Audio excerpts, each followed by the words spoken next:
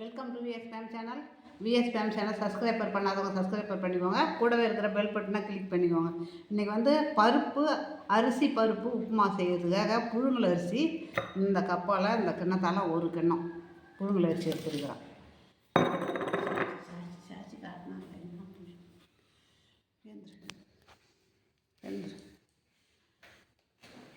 வீடியோவை கரெக்டாக வர இந்த கிண்ணத்தால் ஒரு கிண்ணம் தலையை வெட்டி புழுங்கல் அரிசி எடுத்துருக்குறேன். இதே கிண்ணத்தில் கால் கிண்ணம் வந்து கடலைப்பருப்பு, 3/4 கிண்ணம் துவரம்பருப்பு, அதையும் எடுத்து 3ஐயும் ஒன்றா சேர்த்து ஊற வச்சு 2 மணி நேரம் ஊறிடுது. இதை ஊறி ஒரு மல்லு துணி தண்ணி நல்லா வடிகட்டிட்டு மல்லு துணியில் அப்படியே உணர்த்தி எடுத்து வச்சுருக்கிறேன். இதை வானல்ல சும்மா 2 கிண்டு கிண்டி கொட்டி அப்புறம் தான் ரவை மாதிரி அதை உடச்சி நம்ம உப்புமா கண்ணு செய்ய போகிறோம். அரிசி பருப்பு உப்புமா அப்போ தான் செய்ய போகிறோம். இதே வந்து நல்லா ஊற வச்சு நம்ம இட்லி மாவு மாதிரி அரிசி கூட செய்யலாம், எப்படி செய்தாலும் செய்யலாம். ஆனால் இது ஒரு டேஸ்ட்டு, அது ஒரு டேஸ்ட்டு. நம்ம இதை வறுத்துக்கலாம் வாங்க.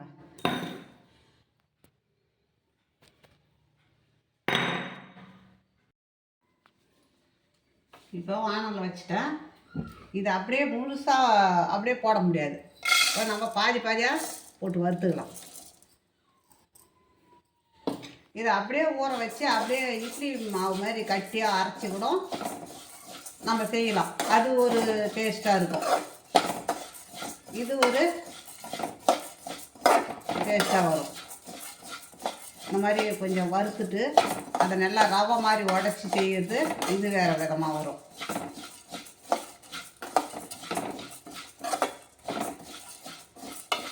நல்லா 2 மணி நேரம் ஊற வச்சு தண்ணி வடிகட்டிட்டு அப்படியே மல்லு துணி வெள்ளை மல்லு துணியில் அப்படியே உணர்த்தி இதை மாதிரி தண்ணி இல்லாமல் இந்த மாதிரி கையில் ஒட்டாத உணர்த்தி எடுத்து வச்சுக்கணும். இப்போ நம்ம வறுத்துக்கலாம். இது வந்து டயபெட் பேஷண்ட்டுக்கு கொடுக்கலாம், அவங்க சாப்பிட்லாம். ஏன்னா ப்ரோட்டீன் இருக்குது, பருப்பு இருக்குது, தாராளமாக அவங்க எடுத்துக்கலாம். பிள்ளைங்களுக்கு கொடுக்கலாம். ப்ரோட்டீன்லாம் நிறையா சின்ன வயசில் பசங்களுக்கு நிறையா தேவைப்படும்.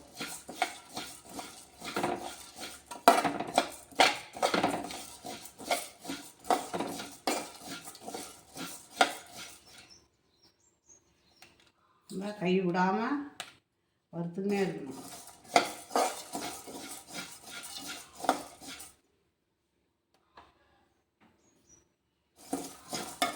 ரொம்ப ஐயில் வைக்க தேவையில்ல, மீடியமாக வச்சு வறுக்கணும். ஐயில் வச்சா ஒன்று வறுப்படும், ஒன்று வறுப்படாது.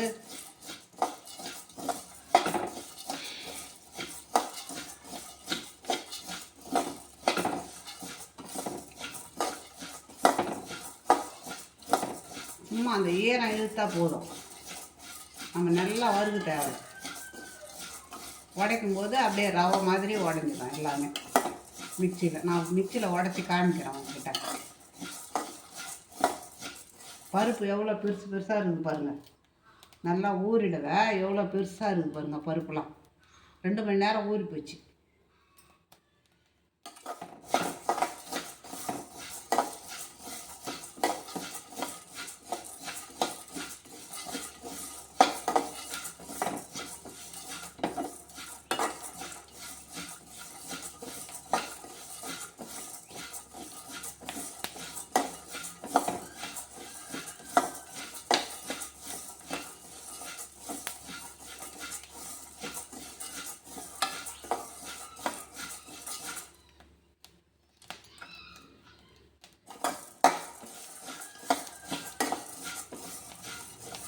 சும்மா அந்த ஈரம் கொஞ்சம் இழுத்தா போதும், நம்ம எடுத்துக்கலாம்.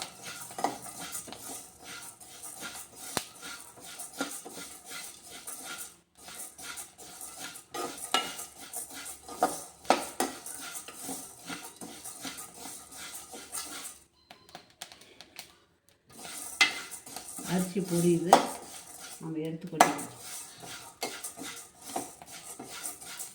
இப்போது இதில் அந்த தட்டில் கொட்டிக்கணும். இந்த மாதிரி அகலமான தட்டில் நல்லா ஆற விட்டுருணும். இப்போ நம்ம 2வது ரெண்டாவது இதை கொட்டிக்கணும்.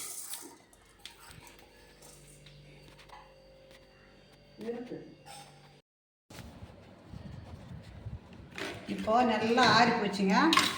இப்போ நம்ம கையை வைக்கலாம். நல்லா ஆறி போச்சு பாருங்க, நல்லா ஆறிடுது. இப்போ நாம் ஜாரில் கொட்டிக்கலாம். மிக்ஸி ஜாரில்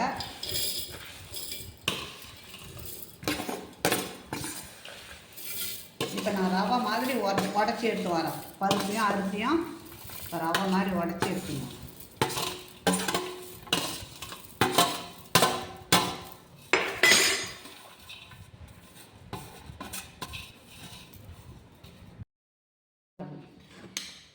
இப்போ பாருங்கள் எப்படி இருக்குது பாருங்கள். ரவை பதத்துக்கு உடச்சிட்டேன் பாருங்கள். இப்போ பருப்பும் அரிசியும் ரவை சைஸில் உடச்சாச்சு.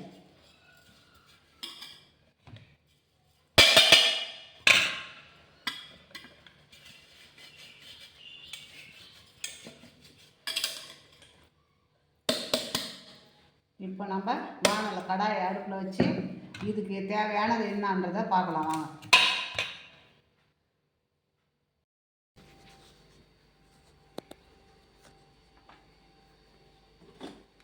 இப்போ கடாயை வச்சுட்டா நம்ம தேவையான எண்ணெய் ஊற்றிக்கலாம்.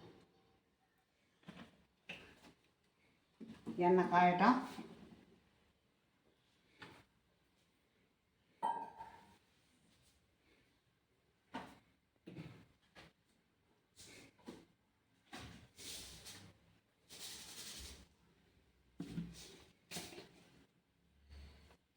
எண்ணெய் காய்ஞ்ச உடனே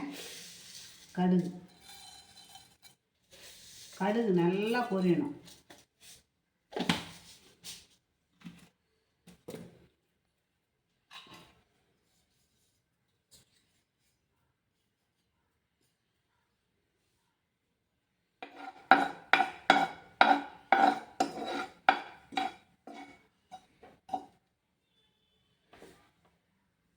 அடுப்பு கொஞ்சம் மீடியமாக வச்சுக்கலாம்.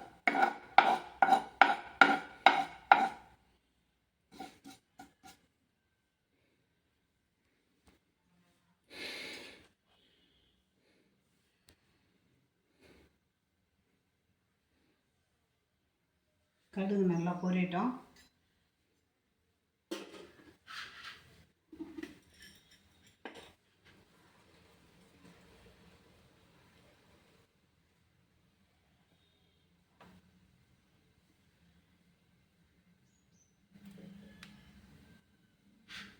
கொஞ்சமாக கடலைப்பருப்பு, அங்கே ஒன்று இங்கே ஒன்று இருக்கிற மாதிரி தான். அதே மாதிரி உளுத்தம்பருப்பு சும்மா ஒரு 1/4 ஸ்பூனு. கடுகு பொரியுது, அது நல்லா பொரியணும். கடுகு மட்டும் நல்லா பொரியணுங்க, அப்போ தான் வாசனை வரும்.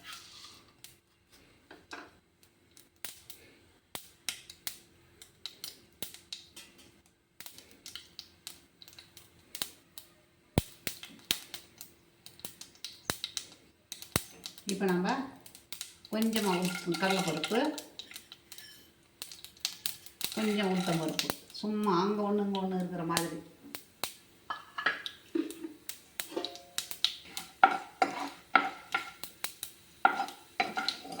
ரொம்ப தேவைப்படாது. அப்படியே கலர் கொஞ்சம் மாறின உடனே இப்போ பெருங்காயம்,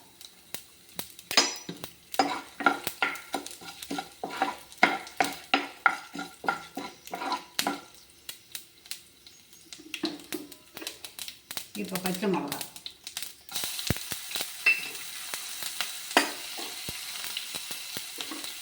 இஞ்சி, வெங்காயம்லாம் இல்லைங்க இதுக்கு.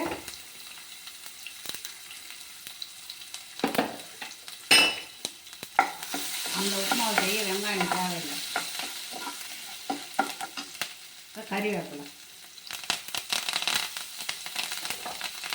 இப்போ மல்லி,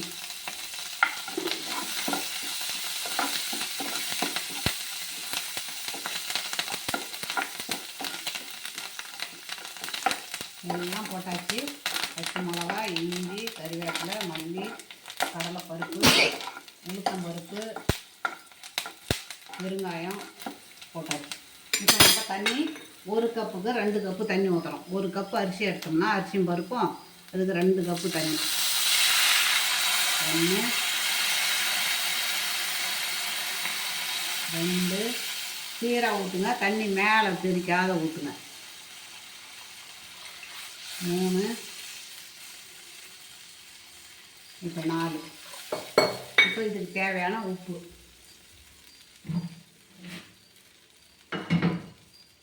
இந்த உப்புமாவுக்கு தேவையான உப்பு. இப்போ தண்ணி கொதிக்கட்டும். தண்ணி கொதிக்கிற வரையிலும் கொஞ்சம் வெயிட் பண்ணும். தண்ணி கொதிக்க பார்த்து போப்போம். இப்போ பாருங்கள், நல்லா கொதிக்குது. தேங்காய் பூ தண்ணிலாம்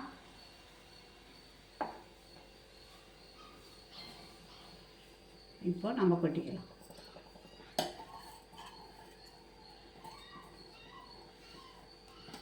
இந்த கட்டியாக அரைச்சி பண்ணுறது வந்து நம்மளுக்கு வந்து அப்படியே தொழி விட்டுக்கினே இருக்கணும்.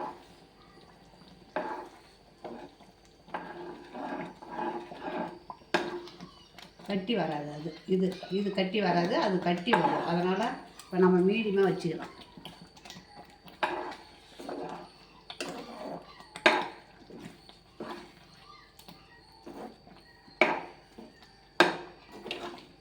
தெரிக்கும் மேலே.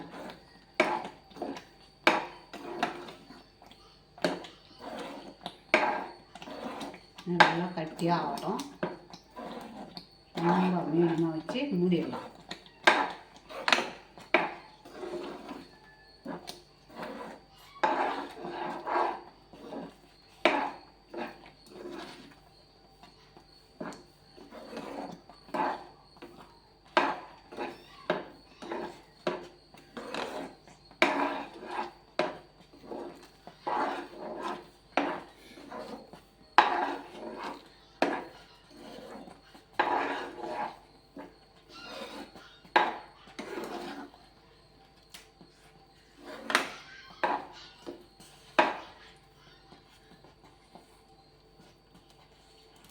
இப்போ நம்ம ரொம்ப மீடியமாக வச்சு அப்படியே இருக்கட்டும் ஒரு 10 நிமிஷம். இப்போ நம்ம மூடிடலாம். இப்போ மூடி போட்டுட்டோம். 10 நிமிஷம் அப்படியே இருக்கட்டும். இப்போது ஒரு 10 நிமிஷம் ஆகிடுது. இப்போ நம்ம இதை கிளறி பார்க்கலாம். பாருங்க எவ்வளோ உதிரி உதிரியாக. இப்போ ஆறு எடுத்துனா உதிரி உதிரி ஆகிடும். சூப்பராக இருக்குது பாருங்க.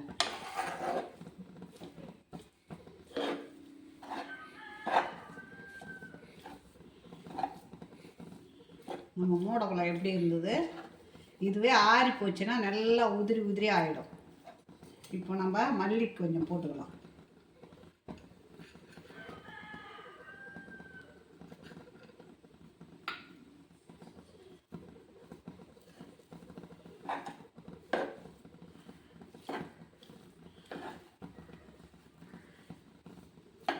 அடுப்பு ஆஃப் பண்ணிடலாம்.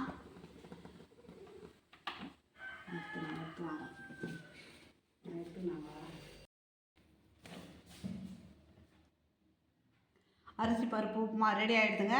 கூடவே அதுக்கு வெங்காய சட்னி வச்சுருக்கிறேன். நீங்கள் தக்காளி சட்னி வச்சாலும் வைக்கலாம். அடுத்தது வந்து தேங்காய் சட்னியும் வச்சுக்கலாம். இது அவ்வளோ ஜோராக இருக்கும் சாப்பிட்றதுக்கு.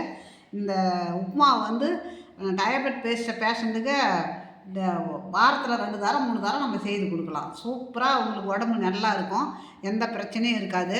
இந்த பசங்களுக்கும் அதே மாதிரி நம்ம புரோட்டீன் இருக்கிறதுனால பிள்ளைங்களுக்கும் கொடுக்கலாம். நாமளும் பெரியவங்களும் சாப்பிட்லாம். நல்லா உடம்புக்கு அவ்வளோ ஆரோக்கியம், தெம்பு, வலுவு, ஆரோக்கியம் எல்லாமே இருக்குது. இதில் புரோட்டீன் இருக்கிறதுனால நீங்கள் அதே மாதிரி எல்லாருமே இது மாதிரி செய்து பாருங்கள். பிடிச்சிருந்ததுன்னா எனக்கு லைக் பண்ணுங்கள், கமெண்ட் பண்ணுங்கள், சப்ஸ்கிரைப் பண்ணுங்கள்.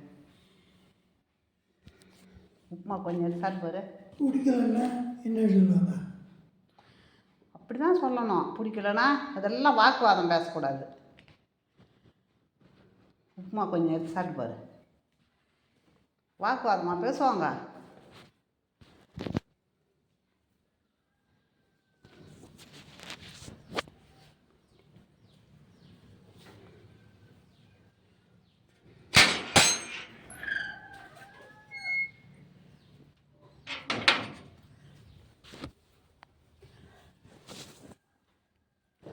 நல்லா இருக்குதா?